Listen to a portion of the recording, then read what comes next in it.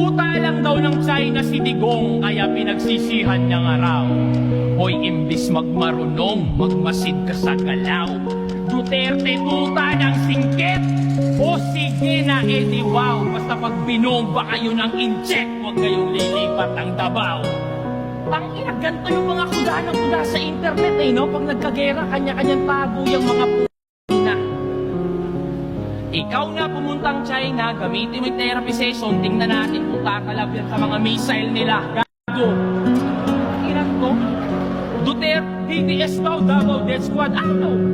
Di kita masasagot sa ganong paksa na yung krimen sa ganong paraan na pupuksa. Pero kung totoo man, ba't ako magre-reklamo sa ganong banda? Parang kinukompliment mo lang na DDS ang dahilan, but safest city kami sa buong bansa.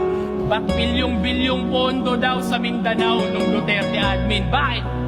Kung hindi dahil doon, malamang hanggang ngayon wala kaming bypass road, tunnel road, investor na dati takot mamuhunan.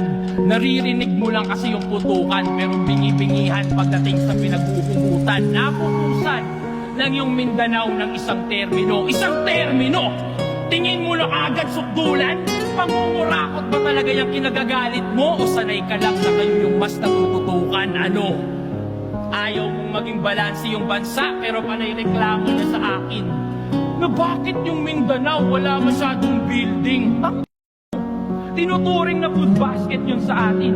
Preskong prutas, murang bigas, karamihan doon nang gagaling. Sa bakod namin tinatanim, pero nasa mesa nyo yung pagkain. Ano? Irang to?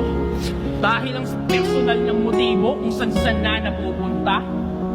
Gusto mong punuin ang building yon? Bakit? Handa ka bang magutom ka?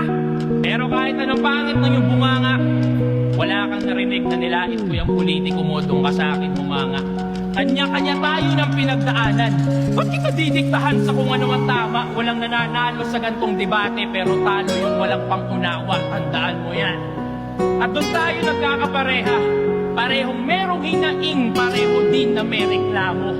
Pero di sapat yung piling lang edukado, dapat dalas mo yung hirap ng mga tao. Ngayon tapos ka na, pakisabi din sa iyong amo, galing pa ng DDS, ika'y malinis train na pa.